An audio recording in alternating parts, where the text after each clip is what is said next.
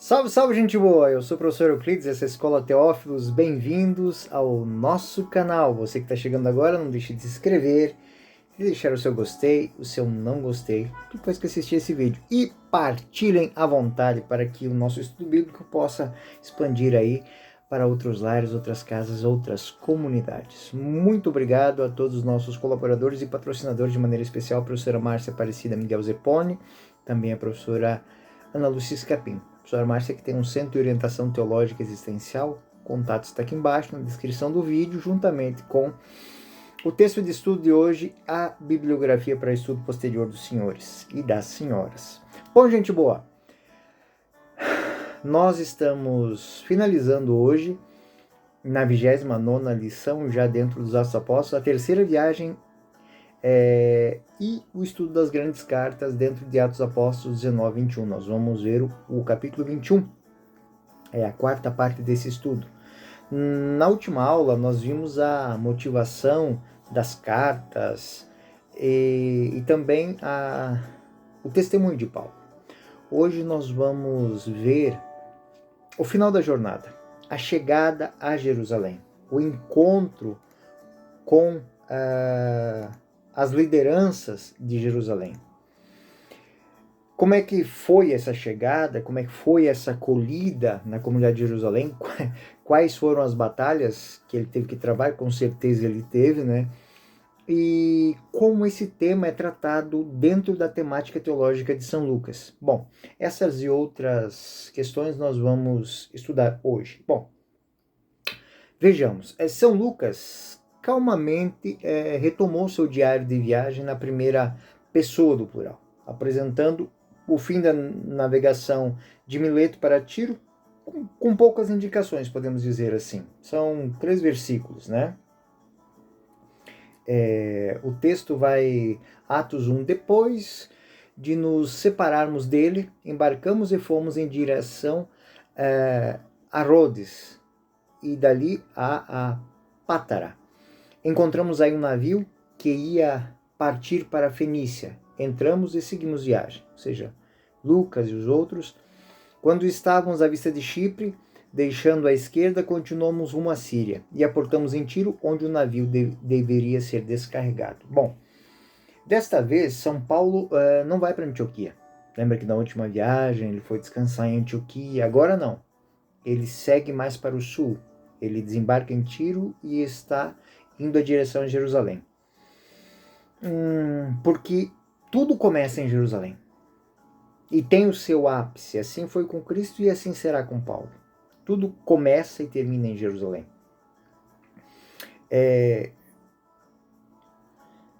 Nas cartas de Paulo, nós sabemos que o objetivo dessa jornada era entregar objetivamente a coleta dos donativos, ou seja, uma soma em dinheiro que Paulo tinha arrecadado nas comunidades da Grécia para ajudar as vítimas da fome na Judéia. Em Tiro, eles encontraram alguns discípulos e ficaram um pouco de tempo ali. Evidentemente, há uma comunidade cristã em Tiro. Nós não sabemos quem foi o fundador, mas ela existe. E os fiéis de Tiro, eles imploram a Paulo para não ir em Jerusalém, pois eles sabem quanto isso será perigoso para o apóstolo. E aí acontece algo muito bonito. Nessa cena de Tiro, versículos 4 e 5, são 2 versículos que vão falar disso, há uma cena muito linda, que um pequeno grupo de pessoas, com esposas, com filhos, porque era uma comunidade familiar de Tiro, acompanharam Paulo até a praia e imploraram para ele não ir. Mas quando viram que ele ia, ajoelharam-se na areia e houve um momento tocante, um momento de oração juntos. Depois abraçam e se despedem. Aí que está o poder da intercessão da igreja. A igreja tem um grande poder de intercessão.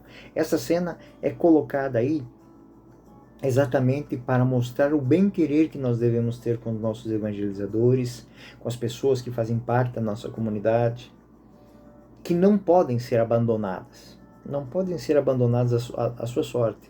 Existe o conselho, existe tudo isso, mas acima de tudo, sempre será uma decisão própria da pessoa. O que ela vai fazer, quais os passos a serem dados na sua vida, né? Diante das obviedades, a prudência é sempre indicada, mas é uma decisão, né? Um sacerdote, um religioso que vai para um ambiente de guerra, de conflito, sempre nos causa temor. Eu tenho algumas pessoas, alguns missionários que foram para países que estavam em guerra, desde a minha infância, no período que eu estava no seminário, que eu estava no ministério, sempre me admirou essas pessoas, que diante de tudo o que sabiam que podia dar errado, assumem a sua missão e se lançam.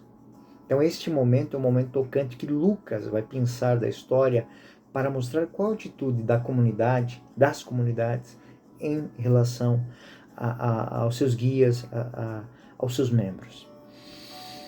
O mesmo caso que aconteceu, aconteceu também na Ptolomaida, ou seja, eles saíram de Tiro, teve toda, e foram para Ptolomaida, onde a saudação dos irmãos que passaram alguns dias com eles foi a mesma coisa.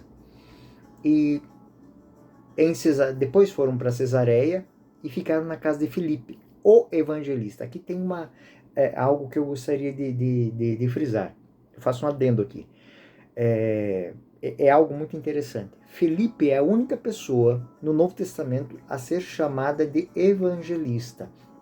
Evidentemente, o conceito de evangelista não é o mesmo conceito que nós temos. O conceito que Lucas aplica não é o mesmo conceito que nós temos. Então, nós temos 4 evangelistas: Mateus, Marcos, Lucas e João. Mas no Evangelho, no Novo Testamento, o único que tem esse título é Filipe.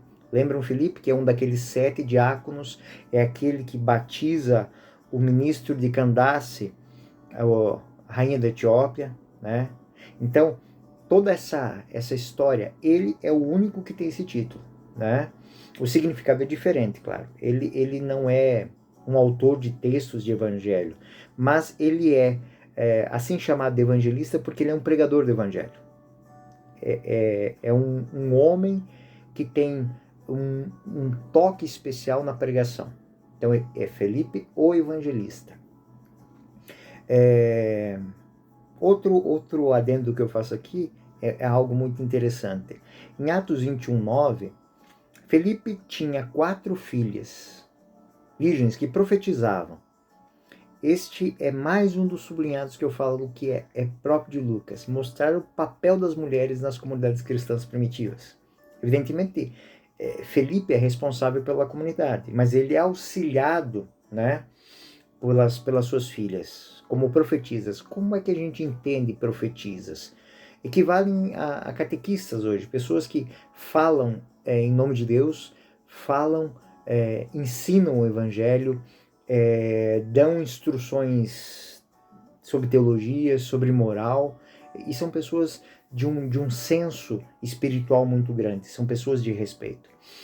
Em Cesareia também, nós temos um certo Ágabo, que chega à casa de Filipe. Ele é um profeta da Judéia, alguém que sabia o que estava acontecendo em Jerusalém, e ele faz uma profecia ao estilo judaico. Então não se assustem aqui, ele versículo 11, veio ter conosco e tomou o cinto de Paulo, amarrando com ele os pés e as mãos, e disse: isso diz o Espírito Santo, assim os judeus de Jerusalém ligarão o homem a quem pertence esse cinto e o entregarão nas mãos dos pagãos. Então, eles imaginaram que acabaria assim. Mas quando alguém que tem a capacidade de previsão como Ágabo é um homem que se deixava conduzir pelo Espírito Santo. Então aquela comunidade fica assustada. E aí, novamente, eles imploram para que Paulo não vá a Jerusalém. Porque é perigoso. Se faltava uma confirmação, agora existe. Eu quero que vocês entendam aqui que essa confirmação não é dizer que Paulo está indo contra a sorte. Paulo está sendo instruído pelo Espírito Santo através dessas pessoas, através da oração, da intercessão delas. Instruído a quê? a saber exatamente o que ele vai enfrentar. Então é uma decisão dele. É uma decisão que, vamos parafrasear, vamos comparar. Jesus, no Horto das Oliveiras, sabia exatamente o que ele ia enfrentar.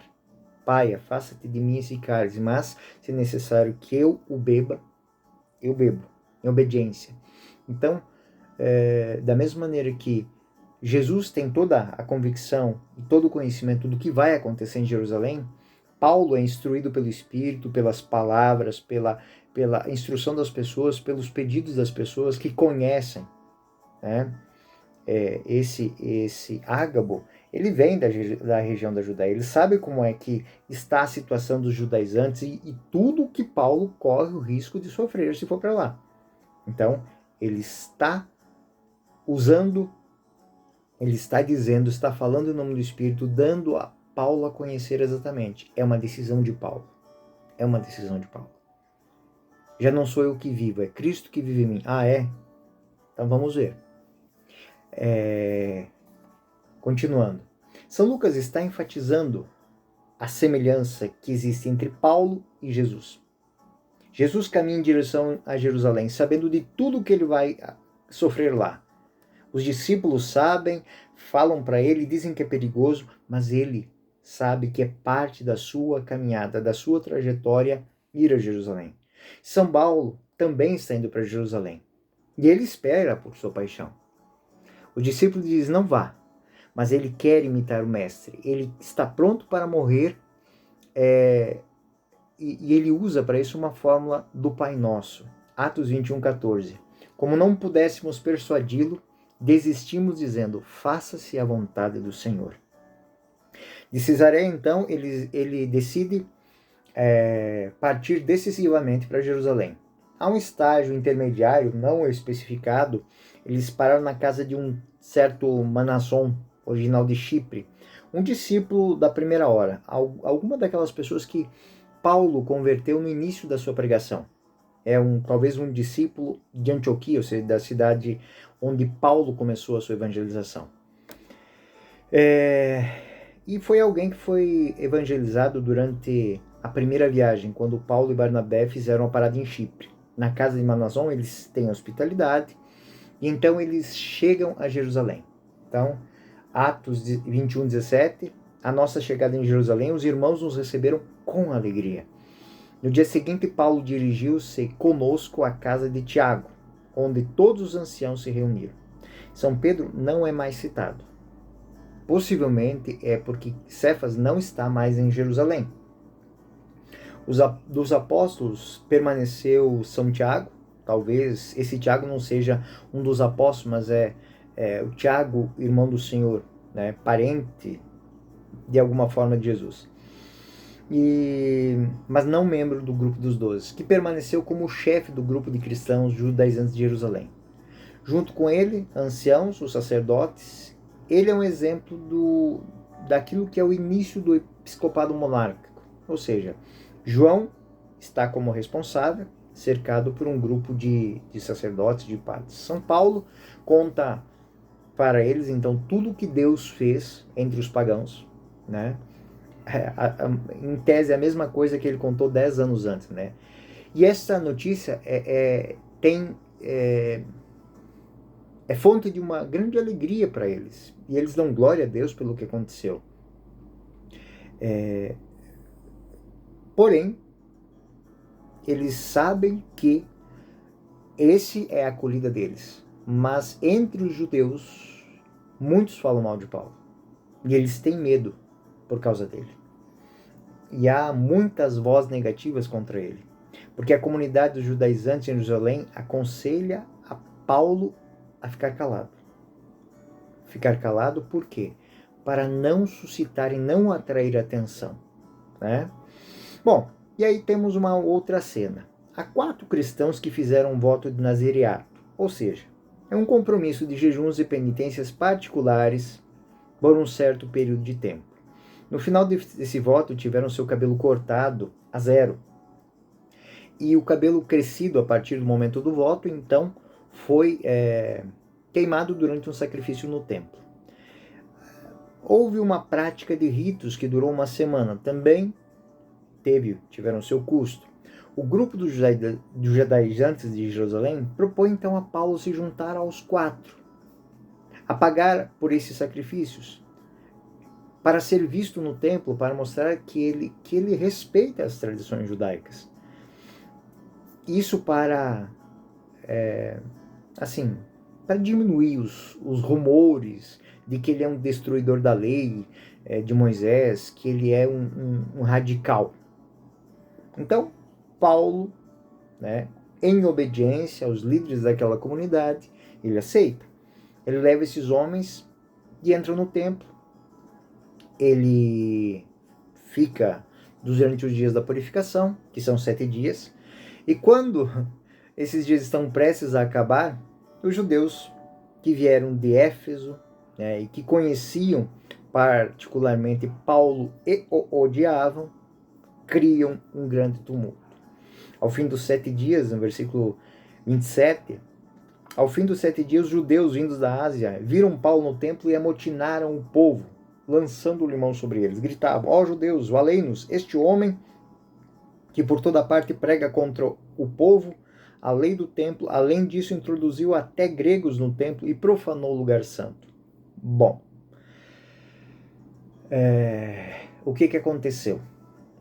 Aconteceu que Paulo foi surpreendido por pessoas que não sabiam o que ele estava fazendo ali, não tinham consciência do que estava acontecendo, nem da autorização que ele tinha para estar ali, mas gostaria de deixar aqui uma pequena anotação. Na balaústra, ou seja, no portal de entrada do Templo de Jerusalém, há algumas escritas muito interessantes em 3 línguas, né? Inclusive elas foram descobertas há pouco tempo faz, e lá está escrito assim: você, estranho, que passa por este limite, excede esse limite, é responsável pelo seu sangue. Ou seja, meus alunos, é um aviso junto de uma sentença de morte para aqueles que, não sendo judeus, cruzam esse limite sagrado e intransponível. E aí, o que acontece? Tinham visto um tal de Trófimo de Éfeso com ele na cidade e pensaram que o Paulo tivesse introduzido no templo. Paulo então teria realizado uma profanação. E aí o alvoroço estava montado. E aí a bagunça estava montada.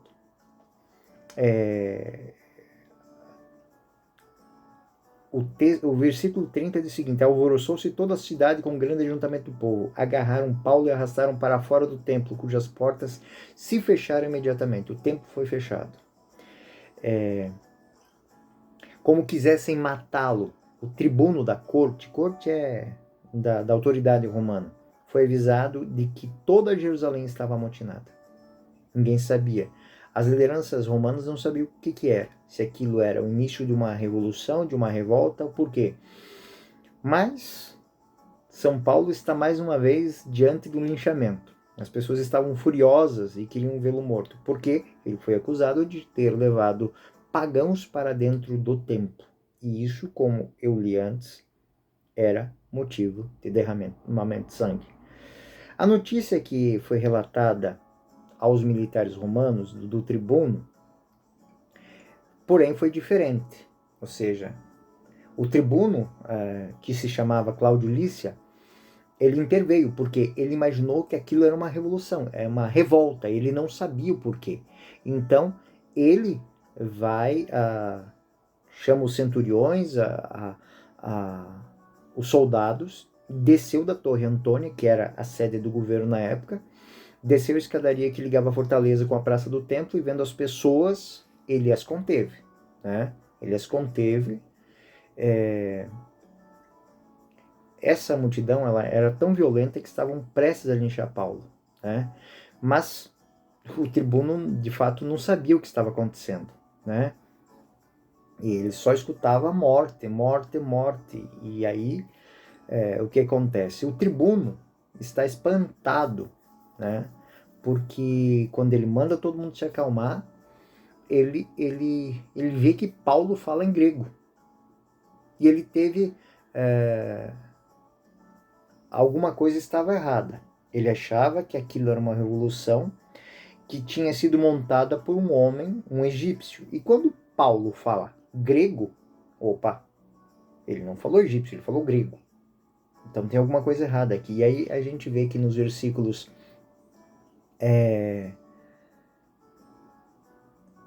depois que o tribuno mandou prender Paulo e mandou ele começa a falar. E aí Paulo é introduzido na fortaleza. E aí Paulo pergunta ao tribuno: me é permitido dizer 2 palavras? E o tribuno disse: sabes grego? Você conhece grego? E Paulo disse: não és tu, portanto, aquele egípcio que há tempos levantou tumulto e conduziu ao deserto 4.000 extremistas? Né? E aí o tribuno viu claramente que Paulo estava sendo confundido com o revolucionário político. E Paulo negou. Paulo replicou: eu sou judeu, natural de Tarso, na Cilícia, cidadão dessa ilustre cidade. Mas rogo-te que me permitas falar ao povo. E o tribuno concorda, buscando entender quem é Paulo e que Paulo é. A cena é grandiosa e há a escadaria que liga a Fortaleza Antônia à esplanada do templo. E o tribuno permite que Paulo fale ali. Há lá uma quantidade enorme de judeus, furiosos, que querem matar Paulo. E Paulo está amarrado no meio de 2 oficiais romanos. O tribuno manda que todos se calem, que haja silêncio na multidão e dá permissão de Paulo a falar. Com o tribuno, São Paulo falou em grego. Com o povo, Paulo falou em hebraico. E ele se defendeu. Bom, gente, esse discurso é o discurso que vai dar início à nossa o nosso último tema, que é a prisão de Paulo. A prisão de Paulo. Nós podemos notar que existe uma diferença muito grande aqui com o que aconteceu no passado. No passado, Paulo teve que fugir, por quê? Porque os judeus, eles já tinham autoridade. Eles tinham autoridade, inclusive, sobre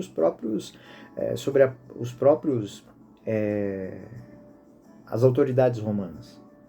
Né? Agora não. Agora, a pessoa que está lá é alguém que está meio que cheio das revoltas judaicas, das conversas judaicas. Então, os judeus, eles se tornaram assim, qualquer coisa é uma grande revolta, uma grande... Então, o tribuno já está cansado disso. E agora, as coisas passam a ter outras medidas. Então, nós vamos iniciar na próxima aula o nosso estudo sobre o capítulo 22 e 28. E o tema é a prisão de Paulo. O importante deste capítulo é mostrar que tudo começou em Jerusalém e tudo termina em Jerusalém. Ou seja, em Jerusalém, Paulo vai manifestar com o discurso, esse discurso é feito diante da autoridade judaica, e da autoridade romana, que é a fé cristã. Como ela se apresenta. E aí nós vamos ver como é que ele se porta, porque Paulo vai apelar para a autoridade romana, dizendo que os judeus, ele vai pedir para ser julgado por César. E aí toda a caminhada que será do capítulo 22 ao capítulo 28 será dentro dessa dinâmica. Paulo vai estar fazendo a evangelização sob cadeias. Ele está preso até chegar a Roma. Até Roma, passando por vários locais, por vários portos, por várias comunidades, Paulo estará sobre a tutela do direito romano. Então ninguém pode tocá-lo. Podem acusá-lo de tudo quanto é coisa. Ele está sendo levado para ser julgado em Roma, porque ele é um cidadão romano e tem direito a ser julgado por César. Então, essa é a lógica que vai permear o nosso próximo estudo. O que fica deste texto é o seguinte: Paulo está diante da realidade, ou seja, a sua vida ela está ligada à vida do Mestre. Tudo que Cristo passou, ele vai passar também. A via sacra de Cristo foi pelas ruas de Jerusalém.